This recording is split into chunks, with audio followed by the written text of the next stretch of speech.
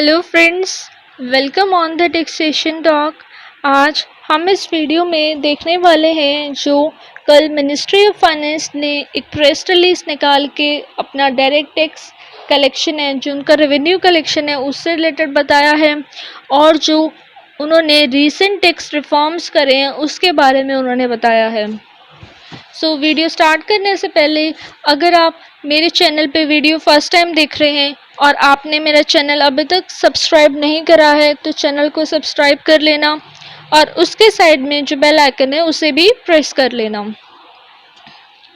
Video start करते हैं। इसमें उन्होंने बोला है कि मार्केट में काफ़ी सारे ऐसी बातें हैं कि जो डायरेक्ट टैक्स का रेवेन्यू कलेक्शन हुआ है फाइनेंशियल ईयर 1920 में वो कम है as compare to financial year 1819। तो उससे रिलेटेड उन्होंने बोला है कि ये जो मार्केट में न्यूज़ है कि डायरेक्ट टैक्स का रेवेन्यू कम है as compare to growth of the GDP की ग्रोथ रेट तो ज़्यादा है और उसके अकॉर्डिंग जो हमारा डायरेक्ट टैक्स का रेवेन्यू कलेक्शन है वो कम है। उससे रिलेटेड उन्होंने बोला है कि ये जो रेवेन्यू कम हुआ है लेकिन उसका रीज़न ये है कि गवर्नमेंट ने काफ़ी सारे टैक्स रिफॉर्म्स दिए हैं इन द फाइनेंस एक्ट 19, जो हम कह सकते हैं फाइनेंशियल ईयर 1920 के लिए काफ़ी सारे रिफॉर्म्स दिए हैं जिसकी वजह से उनका रेवेन्यू थोड़ा कम हुआ है। तो यहाँ पे मैं हाईलाइटेड पार्ट हिट कर रही हूँ। It is a fact that net direct tax collection for the financial year 1920 was less than the net direct collection for the financial year 1819. But this fall in the collection of direct tax is on the expected line and is temporary in nature due to historic tax reforms undertaken and much higher refund issued during the financial year 1920.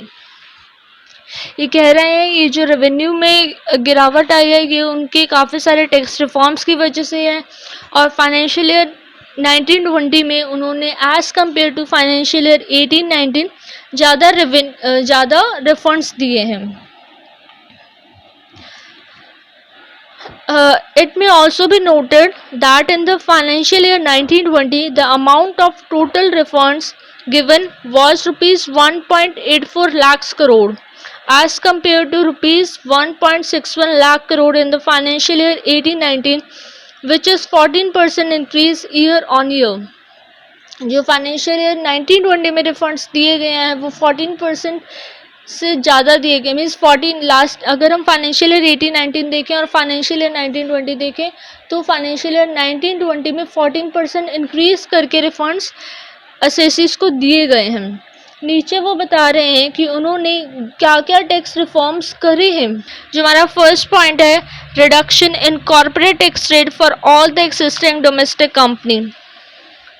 Finance act 19 के according जो हमारा ordinance 2019 आया था उसमें concessional tax regime of 22% दी गई थी, लेकिन उन्हें एग्जाम्पशंस नहीं दी गई थी काफ़ी सारी कि एग्जाम्पशन आप छोड़ दीजिए और आप कंसेशनल टैक्स रेट ले लें 22% का, जो हमारा सेक्शन 115 BAA आया था।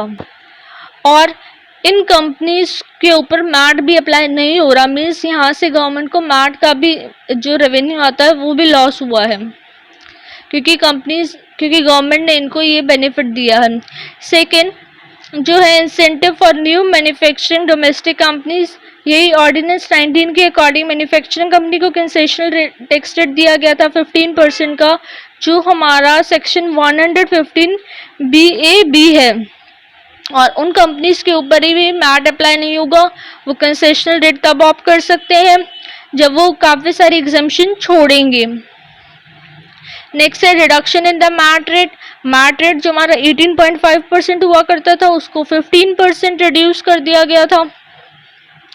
नेक्स्ट है exemption from income tax to individual earning income up to ₹5 lakh and increase in the standard deduction. Finance act 19 के अकॉर्डिंग एक इंडिविजुअल एसएससी को 5 लाख तक की छूट दी गई थी। अगर वो रिबेट क्लेम कर लेते हैं तो 5 लाख तक की उनकी छूट है। और जो सैलरी में स्टैंडर्ड डिडक्शन है वो भी 40,000 से बढ़ा के 50,000 कर दी गई थी। तो इन सब गवर्नमेंट के रिफॉर्म्स के अकॉर्डिंग ही अगर हम देखें तो गवर्नमेंट का थोड़ा बहुत जो रेवेन्यू कम हुआ है वो टैक्स रिफॉर्म्स के कारण हुआ है। और रिफंड्स की मैं फिगर आपको ऑलरेडी इन्फॉर्म कर चुकी हूँ ऊपर। सो ये सब टैक्स रिफॉर्म्स थे जिसके कारण गवर्नमेंट का थोड़ा बहुत रेवेन्यू कम हुआ है। इन और जो इस साल जो फाइनेंशियल ईयर 1920 था उसमें गवर्नमेंट ने रिफंड्स भी ज़्यादा इशू करे हैं, इसलिए गवर्नमेंट का फाइनेंशियल ईयर 1920 में as compare to financial year 1819 revenue थोड़ा कम हो गया था। आगे है ये सेकंड पॉइंट ने ये डाटा प्रेजेंट करा है कि डायरेक्ट टैक्स का collection in the financial year 1920 क्या था और फाइनेंशियल ईयर 1819 का क्या कलेक्शन है। और जो उन्होंने टैक्स रिफॉर्म्स दिए हैं अगर हम उनको कंसिडर कर लें, हम टैक्स रिफॉर्म्स को फाइनेंशियल ईयर 1920 के कंसिडर कर लें तो उसके अकॉर्डिंग जो रेवेन्यू आया है वो जीडीपी के अकॉर्डिंग ही आया है, कम नहीं आया है। So next in the fourth point ये कह रहा है कि furthermore the assertion that in spite of the tax reforms the investment has not been picking up is not correct, and without appreciation of the reality of the business world the setting up of new manufacturing companies require various preliminary steps like acquisition of land, construction of factory sheds, setting up of offices and other infrastructures, etc. These activities cannot be completed in just a few months, and the manufacturing plant cannot start manufacturing goods from the next day of the announcement of the reforms. The tax reforms were announced in September 19, and the results are expected to be visible in the next few months and in years to come. The outbreak of COVID-19 may further delay this process, but the growth in production due to these tax reforms is bound to happen and cannot be stopped. वो इसमें बता रहे हैं कि उन्होंने जो tax reforms दिए हैं वो सितंबर 19 में दिए हैं, तो इसका जीडीपी में कंट्रीब्यूशन होने में थोड़ा टाइम लग सकता है क्योंकि मैन्युफैक्चरिंग कंपनीज को सेटअप होने में, सब कुछ प्लान करने में थोड़ा टाइम लगता है और इसका जो हमें रिजल्ट है वो थोड़े टाइम में आगे फ्यूचर में मिलेगा ही मिलेगा। थोड़ा डिले हो सकता है कोविड-19 के उससे, लेकिन मिलेगा ज़रूर। आगे गवर्नमेंट ने बताया है जो रिसेंट स्टेप्स फाइनेंस एक्ट 20 में लिए गए हैं।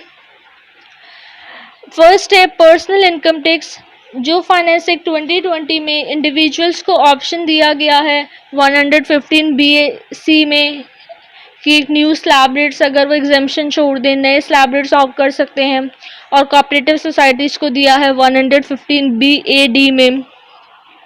सेकेंड है abolition of dividend distribution tax.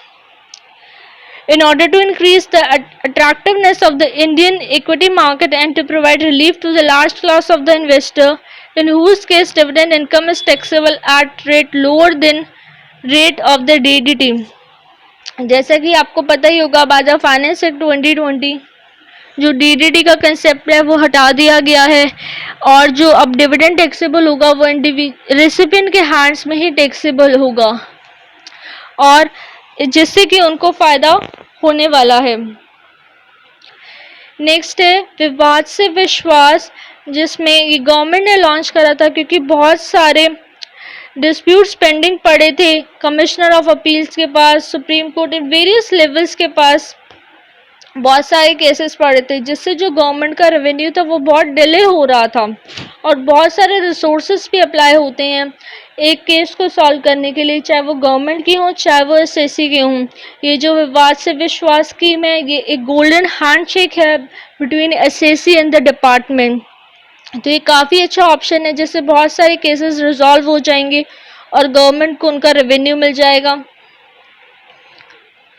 Next है फेसलेस ई असेसमेंट स्कीम, जो है कि अब एसएससी को पता ही नहीं होगा उसका केस हैंडल कौन सा असेसिंग ऑफिसर कर रहा है, मीन्स कंप्यूटर्स के थ्रू सारा केस सॉल्व होगा। ये हमारी 143 की असेसमेंट और 144 की असेसमेंट के लिए हो सकता है, 147 के लिए अभी अलाउड नहीं है, लेकिन हाँ ये भी काफ़ी अच्छा ऑप्शन है। फेसलेस अपील से नेक्स्ट जो हमारी commissioner of income tax appeals हैं ये भी अब फेसलेस हो जाएंगी थोड़े टाइम में। नेक्स्ट डॉक्यूमेंट आइडेंटिफिकेशन नंबर, जो हमारा डिन होता है, जो आजकल जो गवर्नमेंट डिपार्टमेंट्स हैं, मींस जो इनकम टैक्स डिपार्टमेंट है, अपने नोटिस के ऊपर, अपने ऑर्डर्स के ऊपर, हर चीज़ के ऊपर एक दिन डाल रहा है। नेक्स्ट है pre filling of the income tax return. अब ये है कि हम जब हम इनकम टैक्स रिटर्न्स अपनी फाइल करते हैं तो उसमें काफ़ी सारा डाटा ऑलरेडी प्री फिल्ड आता है, जिससे एसएससी को काफ़ी ज़्यादा हेल्पफुल होता है कि वो अपनी income tax return easily file कर सकता है। नेक्स्ट है एनकरेजिंग डिजिटल ट्रांजैक्शंस। गवर्नमेंट ने काफ़ी ज़्यादा स्टेप्स लिए हैं ताकि जो है हमारा कैशलेस इकोनॉमी बन सके।